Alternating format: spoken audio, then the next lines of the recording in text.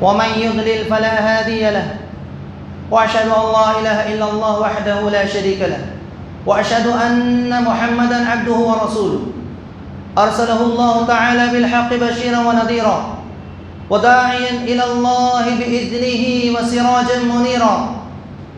أما بعد فإن خير الحديث كتاب الله وخير الهدي هدي محمد صلى الله عليه وسلم وشر الأمور محدثاتها وكل محدثة بدعة وكل بدعة ضلالة وكل ضلالة في النار. قال الله تبارك وتعالى في القرآن المجيد والفرقان الحميد: فأعوذ بالله السميع العليم من الشيطان الرجيم. بسم الله الرحمن الرحيم. قاف والقرآن المجيد بل عجبوا أن جاءهم منذر منهم فقال الكافرون هذا شيء عجيب أئذا متنا وكنا ترابا ذلك رجع بعيد قد علمنا ما تنقص الأرض منهم وعندنا كتاب حفيظ بل كذبوا بالحق لما جاءهم فهم في أمر مريج. وقال تعالى في مقام آخر: يا أيها الذين آمنوا كتب عليكم الصيام كما كتب على الذين من قبلكم لعلكم تتقون. وقال: شهر رمضان الذي أنزل فيه القرآن هدى للناس وبينات من الهدى والفرقان فمن شهد منكم الشهر فليصم. وعن أبي هريرة رضي الله عنه قال: قال رسول الله صلى الله عليه وسلم: من صام رمضان إيمانا واحتسابا غفر له ما تقدم من ذنبه ومن قام رمضان إيمانا واحتسابا غفر له ما تقدم من ذنبه ومن قام ليلة القدر إيمانا واحتسابا غفر له ما تقدم من ذنبه. رواه البخاري.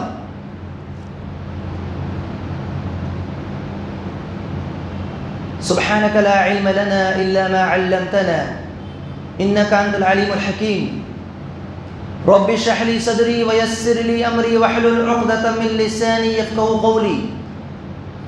اللهم انفعني بما علمتني وعلمني ما ينفعني وزدني علما.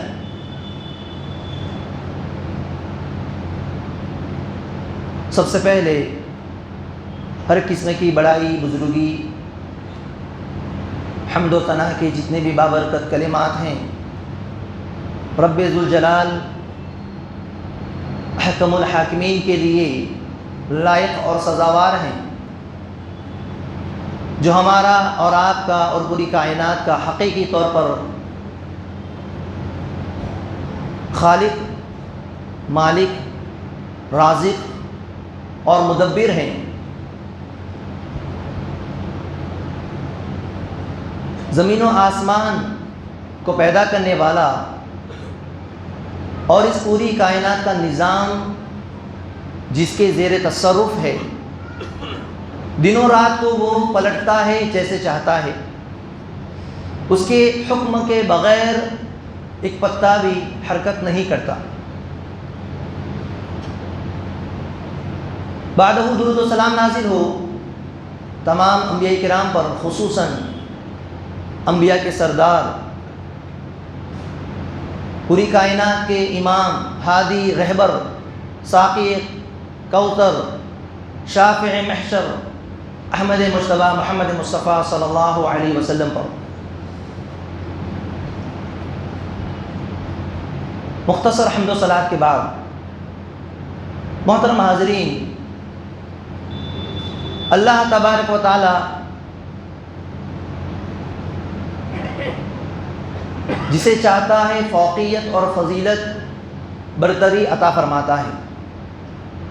اس نے انسانوں میں سے بعض انسانوں کو چن لیا اور انہیں تاج نبوت سے سرفراز فرمایا، انہیں پیغمبر بنایا، اپنا مقرب بندہ بنایا، جو اللہ کے پیغام کو دوسروں تک پہنچاتے ہیں، جسے ہم انبیاء اور رسول کہتے ہیں۔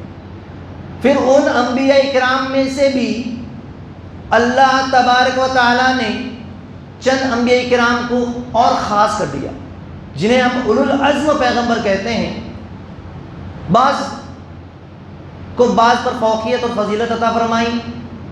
انبیاء کرام میں سے بعض ایسے ہیں جسے اللہ تبارک و تعالیٰ نے بعد کی کلیم اللہ ہونے کا شرف عطا فرمایا. تلک الرسل فضلنا بعضهم على بعض منهم من کلم اللہ ورفع بعضهم درجات. یہ تو ہوئی بات انسانوں کی. اللہ تبارک و تعالیٰ انسانوں میں سے بعض کو چن لیتا ہے, انہیں نبی بناتا ہے, رسول بناتا ہے. بعض ایسے ہیں جن سے اللہ تبارک و تعالیٰ ہم کلام ہوتا ہے اور بعض کے درجات کو بلند کرتا ہے. اسی طرح آپ دیکھیے مقامات میں سے, جگہوں میں سے اللہ تبارک و تعالیٰ نے بعض جگہوں کو بعض پر فضیلت عطا فرمائی. روئے زمین پر جہاں پر خانہ کعبہ ہے, وہ جگہ مکہ اور مدینہ, یہ جگہ دنیا کی تمام جگہوں میں, تمام مقامات میں سب سے زیادہ افضل ہے, بہتر ہے. وہاں اگر ایک شخص نماز پڑھ لیتا ہے تو 1,00,000 نماز پڑھنے کے برابر ثواب مل جاتا ہے. مدینہ میں مسجد نبوی میں اگر کوئی شخص نماز پڑھ لیتا ہے, یہی نماز جو ہم اس مسجد میں پڑھتے ہیں, وہی طریقے سے, وہی انداز میں, وہی خشوع اور خضوع کے ساتھ اگر اس جگہ پر نماز پڑھنے کا موقع اللہ تبارک و تعالی ہمیں عطا فرما دے, اور اللہ سے دعا ہے کہ اللہ ہمیں اور آپ کو اس مقام, اس مقدس مقامات پر عبادات کرنے کی توفیق عطا فرمائے اور استطاعت عطا فرمائے, آمین یا رب العالمین. تو پھر وہاں پر اجر و ثواب بڑھ جاتا ہے. مدینہ میں مسجد نبوی میں نماز پڑھنے کا ثواب 1,000 نماز کے برابر. کچھ لوگوں نے 50,000 کا کہہ دیا ہے, یہ صحیح نہیں ہے. صحیح ہے 1,000 نماز کے برابر. تو جس طریقے سے بعض اشخاص کو, بعض انسانوں کو فوقیت اور فضیلت اور عطا فرمانے والا وہی رب ذوالجلال ہے, وہی پروردگار ہے. وہ رب جو جگہوں کو ایک کے اوپر ایک فضیلت عطا فرماتا ہے, وہی اللہ تبارک و تعالیٰ نے مہینوں میں سے, دنوں میں سے, اوقات میں سے بعض کو بعض پر فوقیت اور فضیلت عطا فرمائی. اب آپ پورے قرآن کا مطالعہ کریں. قرآن میں آپ کو اس بات کا علم ہوگا کہ اللہ تبارک و تعالیٰ کے نزدیک مہینوں کی تعداد 12 اس وقت سے ہے جب سے اللہ نے اس زمین کو بنایا, جب سے اللہ نے اس آسمان کو بنایا. ان عدت الشہور عند اللہ 12 شہرا یوم خلق اللہ السماوات والارض منها 4 حرم. تو 4 مہینے حرمت والے ہیں. یہ 4 مہینے مختلف ہیں, الگ ہیں, یہ بھی اللہ رب العزت نے بنائے. لیکن کسی مہینے کا نام آپ کو قرآن کریم میں نہیں ملے گا 12 مہینوں میں سے, سوائے ایک مہینے کے. اور وہ مہینہ اللہ رب العزت نے جس کا نام ذکر فرمایا وہ ماہ مبارک رمضان کا مہینہ ہے, جو آیت کریمہ میں نے آپ کے سامنے تلاوت کی. اللہ رب العزت نے فرمایا شہر رمضان الذی انزل فیہ القرآن ھدی للناس وبینات من الھدی والفرقان. رمضان کا وہ مبارک مہینہ جس میں قرآن کریم کا نزول ہوا, جو لوگوں کے لیے ہدایت کا سرچشمہ ہے, رہنمائی کرنے والا, ہدایت دینے والا, سیدھی راہ دکھانے والا, حق اور باطل کے درمیان فرق کرنے والا. بہت ساری نشانیاں, اس مہینے کی خصوصیت, اس مہینے کی فضیلت اگر میں آپ کے سامنے بیان کروں, پیارے نبی صلی اللہ علیہ وسلم نے بیان فرمایا. یہ بہت ہی بڑی نعمت ہے. اور یاد رکھیں, نعمت کا اصول یاد رکھیں. نعمت کا اصول کیا ہے؟ نعمت اگر اس پر شکر بجا لایا جائے تو اس میں اضافہ ہو جاتا ہے. پہلی بات تو نعمت کو ہم گن نہیں سکتے. اللہ تبارک و تعالیٰ کی نعمتیں ہم پر بے پناہ. ان نعمت کا بندہ مومن انسان اگر شمار کرنا چاہے, وَإِن تَعُدُّوا نِعْمَتَ اللَّهِ لَا تُحْصُوهَا, اگر تم اللہ کی نعمت کو گننا چاہو نہیں گن سکتے. بے شمار نعمتیں. ان نعمتوں میں سے ایک نعمت, عظیم نعمت ہمارے لیے اس ماہ مبارک میں داخل ہو جانا ہے, اس ماہ مبارک کا مل جانا ہے. سبحان اللہ. وہ ہمارے سلف صالحین, ہمارے بزرگان دین, جو اس مہینے کے آنے سے مہینوں پہلے, 6 مہینہ پہلے, 3 مہینے پہلے اللہ تبارک و تعالیٰ سے یہ دعا کرتے ہیں. کیا دعا؟ اے اللہ, اللہم بلغنا رمضان, ہمیں رمضان تک پہنچا دے. رمضان کی نعمتوں سے ہمیں بہراور فرما، اس میں عبادت کر کے ہم اپنی مغفرت کا سامان کر لیں، تیری رضا اور خوشنودی حاصل کر لیں۔ اس لیے سلف صالحین 6 مہینے سے پہلے، رمضان کے آنے سے پہلے دعا کرتے تھے کہ اللہ پہنچا دے، اے اللہ پہنچا دے۔ تو ذرا بتلائیے رمضان کا مل جانا نعمت ہے یا نہیں ہے؟ بہت بڑی نعمت ہے۔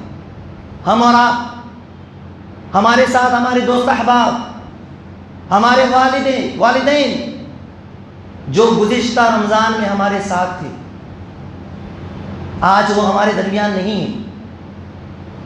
جو ہمارے ساتھ روزہ رکھتے تھے، جو ہمارے ساتھ سحری کرتے تھے، ہمارے ساتھ افطار کرتے تھے، ہمارے ساتھ نمازیں پڑھتے تھے، ہمارے ساتھ قیام کرتے تھے، تراویح کی نماز ادا کرتے تھے، دعائیں ہمارے ساتھ مانگا کرتے تھے، جو ہمیں بھلی باتوں کا حکم دیا کرتے تھے، بری باتوں سے روکا کرتے تھے، اگر غفلت ہو جاتی تھی، سستی ہو جاتی تھی عبادات میں، قرآن کریم کی تلاوت میں، وہ ہمیں سمجھاتے تھے، ڈانٹتے تھے، وہ آج ہم میں سے بہت سارے لوگوں کی نہیں ہے۔ تو ایسے ماحول میں، ایسے موقع پر اگر اللہ رب العزت نے ہمیں اس ماہ مبارک کے لیے چن لیا ہے، ہمیں یہ موقع عنایت فرما دیا ہے، تو اس پر ہمیں اللہ کا شکر ادا کرنا چاہیے۔ وَلِتُكْمِلُوا الْعِدَّةَ وَلِتُكَبِّرُوا اللَّهَ عَلَى مَا هَدَاكُمْ وَلَعَلَّكُمْ تَشْكُرُونَ۔ یہ نعمت ہے، اس نعمت کا شکر بجا لاؤ۔ اور اصول یاد رکھیں، جب شکر بجا لایا جاتا ہے، شکر ادا کیا جاتا ہے، تو اس نعمت میں اضافہ ہو جاتا ہے۔ لَئِن شَكَرْتُمْ لَأَزِيدَنَّكُمْ وَلَئِن كَفَرْتُمْ إِنَّ عَذَابِي لَشَدِيدٌ۔ اگر تم نے شکر بجا لایا تو میں اپنی طرف سے اور دوں گا، اور اگر تم نے ناشکری کی، نافرمانی کی، تو میرا عذاب بڑا سخت ہے۔ تو اس مبارک مہینے کے مل جانے کے باوجود کوئی اللہ تبارک و تعالیٰ کی عبادت سے کوتاہی کرتا ہے، روزے نہیں رکھتا، قیام اللیل کا اہتمام نہیں کرتا، قرآن کریم کی تلاوت نہیں کرتا، دیگر عبادات میں، صدقہ و خیرات کرنے میں، بھلائی کا حکم دینے میں، برائی سے روکنے میں وہ اپنے آپ کو پیش نہیں کرتا، آگے نہیں بڑھاتا، تو یقیناً بڑائی محروم ہے۔ اور تمام نیکیاں کر کے، تمام قسم کی عبادتوں کو کر کے وہ اپنے آپ کو جہنم سے آزاد نہیں کروا لیتا، اس سے بڑا بدنصیب کوئی نہیں، اس سے بڑا محروم شخص کوئی نہیں۔ آئیے مختصر وقت میں ہم جانیں کہ اس مبارک مہینے کی فضیلتیں کیا ہیں، اس کی خصوصیات کیا ہے۔ سب سے بڑی فضیلت جس کا تذکرہ رب ذوالجلال نے اپنے کلام پاک میں کیا، شہر رمضان الذی انزل فیہ القرآن، رمضان کا یہ وہ مہینہ جس میں قرآن کریم کا نزول ہوا، یہ نزول قرآن کا مہینہ ہے۔ قرآن ہم اور آپ جانتے ہیں، اور نہیں جانتے تو جاننا چاہیے کہ قرآن کریم اللہ تبارک و تعالیٰ نے نبی کریم صلی اللہ علیہ وسلم پر 23 سال کی مدت میں اتارا، تھوڑا تھوڑا، ایک ساتھ نہیں اتارا، تھوڑا تھوڑا، ضرورت کے اعتبار سے، احکام کے اعتبار سے 23 سال کی مدت۔ لیکن آسمان دنیا پر لوح محفوظ میں اللہ تبارک و تعالیٰ نے اس قرآن کو ایک ہی ساتھ اتار دیا، پھر وہاں سے تھوڑا تھوڑا جبرائیل علیہ السلام کے واسطے سے نبی کریم صلی اللہ علیہ وسلم کے قلب اطہر پر نازل کیا۔ تو جو جو ایک ساتھ اللہ رب العزت نے لوح محفوظ سے جو اتارا وہ رمضان کا مہینہ تھا۔ اسی طریقے سے پہلی مرتبہ جو وحی نازل ہوئی وہ رمضان کا مہینہ تھا۔ تو یہ بہت ہی بابرکت مہینہ ہے، قرآن کے نزول کا مہینہ ہے۔ اس سے ہمیں چاہیے کہ قرآن سے ہم اپنے تعلق کو جوڑیں، قرآن کریم کی تلاوت بکثرت کریں، زیادہ سے زیادہ پڑھیں۔ پیارے نبی صلی اللہ علیہ وسلم کا طریقہ تھا، جبرائیل علیہ السلام اس مہینے میں نازل ہوتے تھے، آتے تھے، اور روزانہ رات اللہ کے رسول صلی اللہ علیہ وسلم کے ساتھ قرآن کا دور کرتے تھے، دراسہ کرتے تھے، پڑھتے تھے۔ ہمیں بھی چاہیے کہ ہم قرآن کریم کی تلاوت بکثرت کریں۔ یہ قرآن کا مہینہ ہے، اور صرف پڑھنے پر اکتفا نہ کریں، قرآن میں کیا پیغام ہمارے لیے دیا گیا ہے اس پر بھی غور و فکر کریں، سوچیں، سمجھیں، سمجھنے کی کوشش کریں، اور قرآن کریم کی تلاوت پر اجر و ثواب۔ سبحان اللہ، پیارے نبی صلی اللہ علیہ وسلم نے فرمایا کہ جو شخص الماہر بالقرآن مع السفرۃ الکرام البررہ، جو قرآن کریم کی تلاوت کرتا ہے اور روانی کے ساتھ اس میں اٹکتا نہیں ہے، ماہر ہے، وہ فرشتوں کے ساتھ ہوگا، بزرگ فرشتوں کے ساتھ، کرام بررہ، اور جو قرآن کریم اٹک اٹک کے پڑھتا ہے، والذی یقرأ القرآن وعلیہ الشاق، یہ کہ وہ یتکعکع، ایک روایت میں اٹک اٹک کے پڑھتا ہے، اس کے اوپر گنا گزرتا ہے، مشکل سے پڑھتا ہے پھر بھی پڑھتا ہے، وَلَهُ أَجْرَانِ، اس کے لیے 2 اجر ہے، دگنا اجر ہے۔ اقرأ القرآن فإنه يأتي يوم القيامة شفيعا لأصحابه، قرآن کریم کو پڑھو، یہ اپنے پڑھنے والے کے لیے قیامت کے دن سفارشی بن کر آئے گا۔ تو جتنی مرتبہ ہم قرآن کریم پڑھتے ہیں، ہر حرف کے بدلے میں 10 نیکی۔ اللہ کے رسول نے فرمایا، میں یہ نہیں کہتا الف لام میم ایک حرف ہے، بلکہ الف حرف و لام حرف و میم حرف، الف لام میم اتنا اگر کوئی پڑھتا ہے اسے 30 نیکیاں مل جاتی۔ اب جو جتنا زیادہ قرآن پڑھتا ہے اتنی نیکیاں۔ رمضان کا مہینہ آ گیا، ہم یہ سوال اپنے آپ سے کریں، تیسرا روزہ ہے، ہم نے کتنی مرتبہ قرآن پڑھا، کتنے پارے تک پہنچے، کتنی آیتیں سمجھ کر پڑھی، کتنی آیتیں یاد کی، غور و فکر کرنے کی بات ہے۔ رمضان کا یہ مبارک مہینہ جب آتا تھا، پیارے نبی جناب محمد رسول اللہ صلی اللہ علیہ وسلم اپنے صحابہ کو اس کی آمد کی بشارت دیتے تھے تاکہ لوگ عمل کے لیے تیار ہو جائیں۔ اے میرے صحابہ، قد جاءکم شہر مبارک، بابرکت مہینہ تمہارے اوپر آ چکا ہے، تمہارے پاس آ چکا ہے، فیہ لیلۃ خیر من الف شہر، اس مہینے میں ایک رات ہے جو 1000 مہینوں سے بہتر ہے، جو اس ایک رات کو پا لیتا ہے، اس کی عبادت کر لیتا ہے، 1000 مہینوں سے بہتر اسے اجر و ثواب ملتا ہے۔ پھر فرمایا ومن حرمها فقد حرم الخیر کلہ، جو اس سے محروم وہ ساری عنایات سے محروم، ساری نعمتوں سے محروم، ساری سعادتوں سے محروم، بدنصیب ہے وہ شخص۔ اللہ کے رسول صلی اللہ علیہ وسلم نے ایک مرتبہ ممبر کے اوپر تشریف رکھی، پہلے زینے پر کھڑے ہوئے تو کہا آمین، دوسرے پر کھڑے ہوئے تو کہا آمین، تیسرے پر کھڑے ہوئے تو کہا آمین، پھر اتر گئے۔ صحابہ نے پوچھا اللہ کے رسول، آج تو ایک عجیب و غریب چیز ہم نے دیکھی، آپ ممبر پر چڑھے آمین کہا، کیوں ایسا کہا؟ اللہ کے رسول نے فرمایا کہ جبریل امین میرے پاس آئے، انہوں نے یہ کہا کہ اس شخص کی ناک خاک آلود ہو، اور ایک روایت میں کہ وہ شخص اللہ کی رحمت سے دور ہو۔ کون؟ جو رمضان کا مہینہ پاتا ہے پھر اس میں اپنی بخشش نہیں کرواتا، اپنے گناہوں سے معافی نہیں مانگتا، وہ اللہ کی رحمت سے دور۔ ذرا غور کریں حدیث پر، دعا کرنے والی ذات انبیاء کی سردار، فرشتوں کی سردار، دعا کرنے والا کون ہے؟ جبریل امین، جو کہ فرشتوں کے سردار ہے، اور آمین کہنے والا انبیاء کے سردار۔ تو اس دعا کی قبولیت میں کوئی شک ہو سکتا ہے؟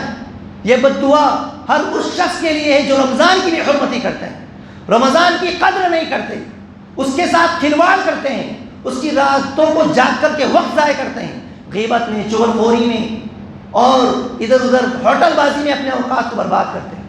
وہ نوجوان جو گاڑیاں لے کر کے گھومتے رہتے ہیں گلیوں گلیوں، عبادات سے دور ہیں، ذرا اس حدیث پر غور و فکر کریں۔ اس ماہ مبارک میں اللہ رب العزت نے جو چنا ہے روزوں کے لیے، فمن شہد منکم الشہر فلیصم، جو اس مہینے کو پائے وہ اس کے روزے رکھے۔ اس کے روزے اختیاری نہیں ہیں، ایسا نہیں ہے جو رکھنا چاہے رکھے، جو نہیں رکھنا چاہے فدیہ دے دے، کھلا دے، مسکینوں کو کھلا دے، بلکہ اس مہینے کے روزے ہر شخص پر فرض ہے۔ کوئی بیمار ہے، مسافر ہے، وہ نہیں رکھ سکتا، بعد میں اس کی قضا کرے۔ ایسی بیماری جو اب اس کا ٹھیک ہونا ممکن نہیں ہے، تو پھر ایسے بزرگوں کے لیے، ایسے بیماروں کے لیے پھر رخصت ہے فدیہ دینے کی۔ لیکن آج لوگوں نے یہ سمجھ رکھا ہے کہ ہم روزہ نہ رکھے، کسی کھلا دے مسکین کو، غریب کو، یہ ہمارے لیے کافی ہے۔ ایسی بات نہیں ہے، یہ بہت ہی بڑا دھوکہ ہے، شیطانی فریب ہے۔ تو میرے بھائیوں، میرے دوستوں، رمضان کا یہ مبارک مہینہ جب آتا ہے، پیارے نبی نے فرمایا کہ جنت کے دروازے کھول دیے جاتے ہیں، اور ایک روایت میں آسمان کے دروازے کھول دیے جاتے ہیں، اور ایک روایت میں رحمت کے دروازے کھول دیے جاتے ہیں۔ پورا رمضان یہ دروازے کھلے رہتے ہیں، ایک بھی دروازہ بند نہیں کیا جاتا۔ جہنم کے دروازوں کو بند کر دیا جاتا ہے، اب ایک بھی دروازہ جہنم کا کھولا نہیں جاتا۔ سرکش قسم کے شیاطین کو، جو سرکش شیاطین ہیں، اسے جکڑ دیا جاتا ہے۔ اب وہ بندے مومن کو گمراہ نہیں کر سکتے، اس لیے نیکی کے مواقع زیادہ ہو جاتے ہیں۔ اس لیے اور آپ دیکھتے ہیں کہ عام دنوں میں جو عبادات کی طرف میلان، رجحان جو نہیں ہوتا، رمضان کے مہینے میں ہوتا ہے۔ رمضان کے مہینے میں ماشاءاللہ وہ چہرے بھی ہمیں نظر آتے ہیں جو سال بھر دکھائی نہیں دیتے، سال بھر دکھائی نہیں دیتے، لیکن رمضان کا مہینہ آتا ہے تو ماشاءاللہ پہلی صفوں میں، دوسری صفوں میں، اور کبھی کبھی ایسا ہوتا ہے پہلی صف جو ہمیشہ سال بھر رہتے ہیں انہیں موقع ہی نہیں ملتا، وہ پیچھے کی صفوں میں۔ اللہ رب العزت یہ ذوق و شوق سال بھر کے لیے کر دے۔ رمضان میں جس طریقے سے اللہ کا خوف ہمارے دلوں میں آتا ہے، سال بھر کے لیے، زندگی بھر کے لیے یہ خوف، یہ ڈر ہمارے دلوں کے اندر اللہ رب العزت پیدا کر دے، اور یہی تو فائدہ ہے۔ روزے کا مقصد کیا ہے؟ خوف ہے، ڈر ہے، اللہ کا ڈر دلوں میں پیدا کرنا ہے۔ اب ذرا آپ سوچئے کہ گھر کی چار دیواری میں آپ روزے سے ہیں، آپ کے سامنے کھانا رکھا ہوا ہے، پانی رکھا ہوا ہے، بہترین قسم کا شربت آپ کے سامنے رکھا ہوا ہے، گرمی ہے، پیاس کی شدت ہے، اگر آپ چپکے سے پانی پی لیتے ہیں کون دیکھنے والا ہے؟ کوئی روکنے والا نہیں، کوئی ٹوکنے والا نہیں، کوئی دیکھنے والا نہیں۔ آپ کی بیوی آپ کے پاس موجود ہے، اگر آپ دن میں روزے کی حالت میں اپنی خواہش پوری کرتے ہیں کون روکنے والا؟ لیکن آپ ایسا نہیں کرتے، ہم ایسا نہیں کرتے۔ کیوں نہیں کرتے؟ اللہ کا ڈر ہے۔ بندہ سوچتا ہے میں روزے سے ہوں، میرا روزہ خراب ہو جائے گا، میرا روزہ فاسد ہو جائے گا، میرا روزہ ٹوٹ جائے گا۔ تو جس اللہ کے ڈر سے آپ نے حلال کھانے سے رمضان کے اس مبارک مہینے میں اپنے آپ کو روکا، حلال شہوت سے جو کہ حلال ہے بیوی آپ کے لیے، لیکن روزے میں آپ نے اللہ کے خوف اور ڈر سے اپنے آپ کو روکا، اسی طریقے سے ہمیں چاہیے کہ سال کے پورے 12 مہینے حرام کھانے سے، حرام پینے سے اپنے آپ کو روکے۔ یہی تربیت ہے اس ماہ مبارک کی، ٹریننگ کا مہینہ ہے، تربیت کا مہینہ ہے۔ خوف وَلِمَنْ خَافَ مَقَامَ رَبِّهِ جَنَّتَانِ، اور ڈرنے والوں کے لیے کیا کہیے، ان کے نصیبے کا کیا کہیے۔ اگر رمضان کے اس مبارک مہینے میں بندہ ڈرتا ہے اور یہ ڈر اس نے اپنے سال بھر کے لیے بنا لیا اور زندگی بھر کے لیے اللہ کا خوف اپنے دل میں بٹھا لیا، تو پھر ایسے بندے کے لیے، ایسے مومن شخص کے لیے اللہ رب العزت نے فرمایا کہ میں تجھ سے جنت کا وعدہ کرتا ہوں، ایک نہیں دو جنتیں تجھے دوں گا۔ سبحان اللہ۔ وَلِمَنْ خَافَ مَقَامَ رَبِّهِ جَنَّتَانِ، جو اپنے رب کے سامنے کھڑے ہونے سے ڈرے اس کے لیے 2 جنتیں، 2 جنتیں۔ تو اس جنت کو اگر ہم چاہتے ہیں، اس میں داخل ہونا چاہتے ہیں، داخل ہونے کے لیے گیٹ کی ضرورت پڑتی ہے، دروازے کی ضرورت پڑتی ہے۔ سبحان اللہ۔ رمضان اور رمضان میں جو مہمان ہیں، جو روزے دار ہیں، ان کی خوش نصیبی کا کیا کہنا۔ اللہ رب العزت نے کہا جنت کے 8 دروازے، 8 میں سے ایک دروازہ اسپیشل گیٹ، خصوصی دروازہ۔ کسی بڑے فنکشن میں آپ جب جاتے ہیں تو دیکھتے ہیں کہ ایک عام دروازہ ہے ہر کوئی کسی کے لیے، ایک خصوصی دروازہ ہے، یہ وی آئی پی سیکشن ہے، یہاں سے صرف وی آئی پی لوگ ہی جائیں گے اور کوئی نہیں جائے گا۔ جنت میں بھی دروازے ہیں، فرمایا وہ جنت کا جو دروازہ ہے اس کا نام بھی اللہ رب العزت نے بیان فرمایا ریان ہے، اور اس جنت کے دروازے سے سوائے روزے دار کے اور کوئی نہیں جائے گا۔ خوش ہو جاؤ روزے دارو، اے روزے دارو جو اللہ کے ڈر سے روزہ رکھے ہوئے ہیں، دکھاوے کے لیے نہیں، بتلانے کے لیے نہیں۔ اگر میں نے روزہ نہیں رکھا تو لوگ کیا کہیں گے، ارے مسلمان ہو کر روزہ نہیں رکھا، دوسروں کو دکھانے کے لیے، اللہ کے ڈر سے روزہ رکھنے والا۔ اسی لیے اب دیکھیے شریعت اسلامیہ کے اندر ہر اجر و ثواب فکس. اللہ رب العزت نے کہا الحسنۃ بعشر امثالها. اللہ رب العزت ایک نیکی کا ثواب 10 سے لے کر کے 70 اور 70 سے 700 گنا تک بڑھا کر کے دیتا ہے. الا الصوم، سوائے روزے کے. کیوں؟ فإنه لي وأنا أجزي به.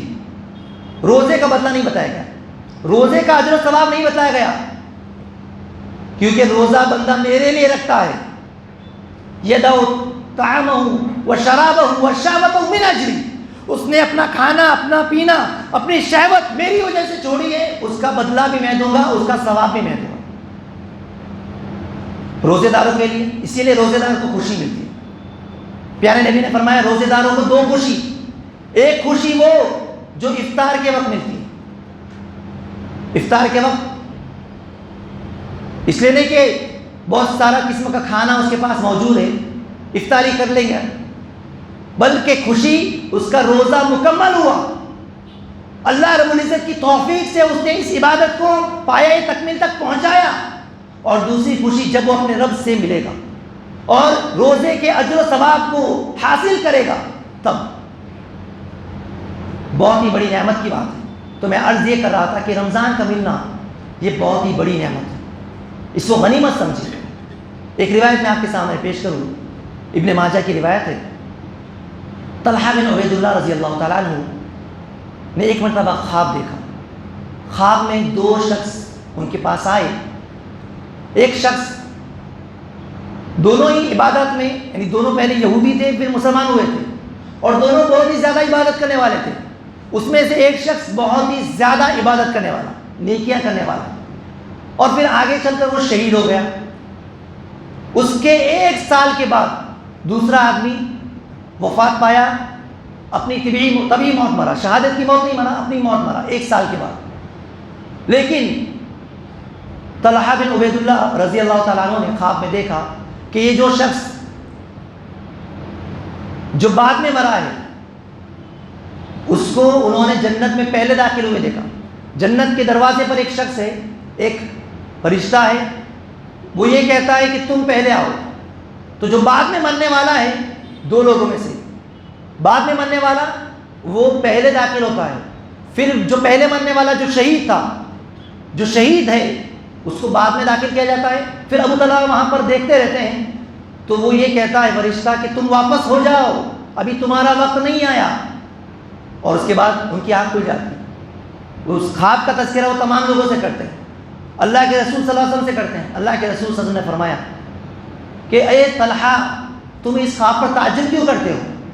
کیا اس شخص نے جو شہادت کی موت نہیں مرا، جس کو جنت میں پہلے داخل ہونے کا موقع ملا، اس شہید کے بعد اس کو 1 سال کا موقع ملا. اس 1 سال میں اس نے رمضان کا مہینہ پایا، پھر اس رمضان میں اس نے روزے بھی رکھے، اس نے نمازیں بھی پڑھی، اور جو عبادتیں کرنی تھی اس نے فنا عبادتیں کی.